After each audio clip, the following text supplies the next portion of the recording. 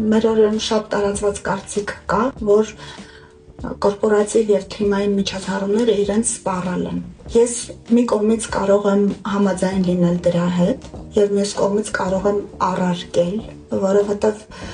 կարող են սպառվել այն դեպքում, երբ դու որևէ նպատակի չես ծառայեցնում տվյալ միջոցառումը։ Բնականաբար մարդիկ նույնն են, նոր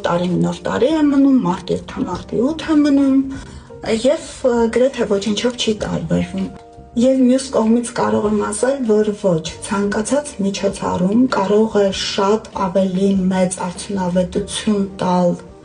տվյալ կազմակերպության դրական արդյունքների առումով,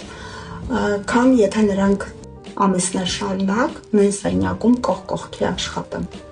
А вот как это вообще происходит, за счет чего? Երբ թիմբիլդինգների մասին ենք խոսում, թիմբիլդինգ ֆորմատները հենց նպաստում են նրան, որ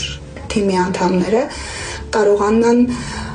ավելի լավ ճանաչել միմյանց եւ կարողանան միջանձնային հարաբերությունների ինչ որ ներկապնակի պալիտրա տեսնել ու զգալ, որը երբևէ իրենք չեն տեսնում, երբ աշխատում են յուրաքանչյուրի համակարգչի առաջ կամ այլ գործունեություն են ծավալում եւ բնականաբար միջանձնային հարաբերությունների շտկման ֆոնի վրա նրանց աշխատանքի որակը շատ ավելի բարձրանում է։